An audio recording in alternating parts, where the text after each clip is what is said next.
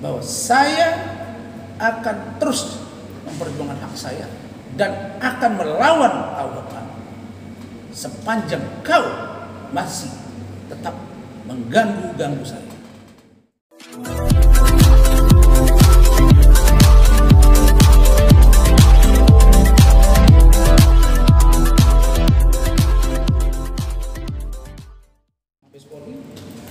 Setelah itu saya ke Polda Metro untuk membuat laporan polisi, dan saya prediksi pukul 5:30 selesai. Ternyata biasalah, karena data yang akan kita sajikan untuk bahan LP itu harus akurat, harus memenuhi unsur, maka kita berdiskusi panjang dengan bagian konseling dan akhirnya LP kita diterima. Tentang siapa itu nanti akan saya jelaskan. Kemudian seperti biasa, ini sekarang sudah normal kembali transportasi di Jakarta, maka dari Polda ke kantor kita ini memakan waktu yang cukup karena banyak jam atau banyak trafik yang begitu banyak di jalan. Baik, saudara-saudara sekalian, kenapa? Ya, soal laporannya tentang ya, enggak, saya terusin. Saya kan harus membiasakan diri menjelaskan secara terurai, jadi tidak terpotong-potong. Pertama, undangan preskon ini ada 3 poin. Poin pertama terhadap laporan Hotman Paris kepada saya dan Iklim Hakim yang sudah dilakukan gelar perkara khusus tanggal 24 Mei 2023 yang lalu di Bareskrim Mabes Polri.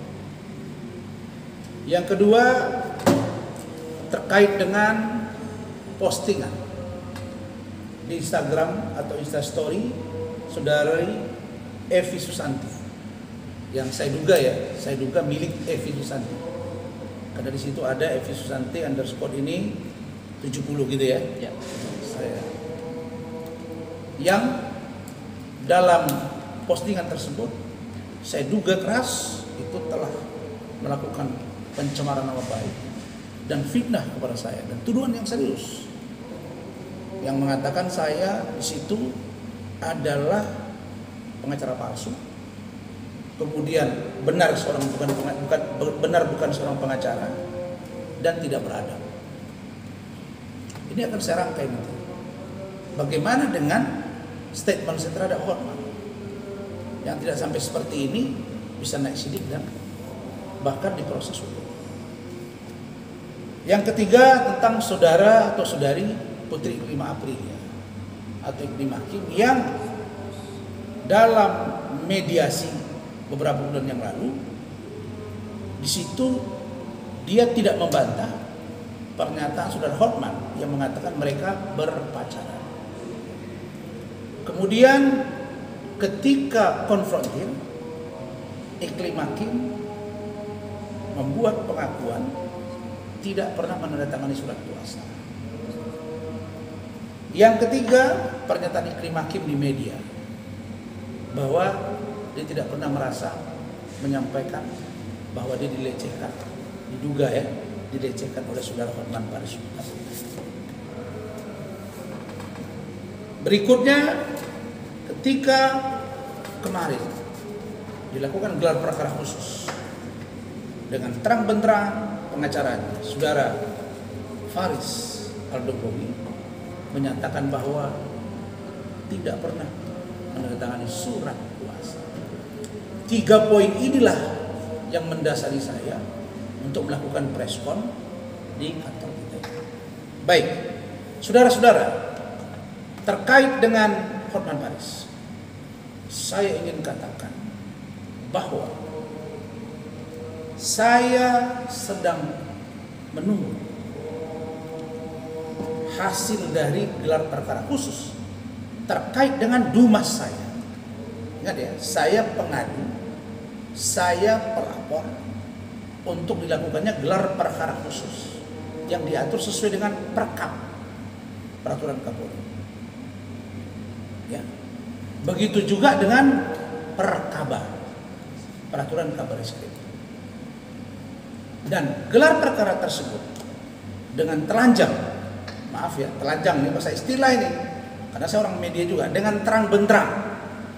Itu artinya telanjang, bukan bugil orang seperti yang disebut-sebut si sang pengacara itu, perempuan yang pakai bikini, ya.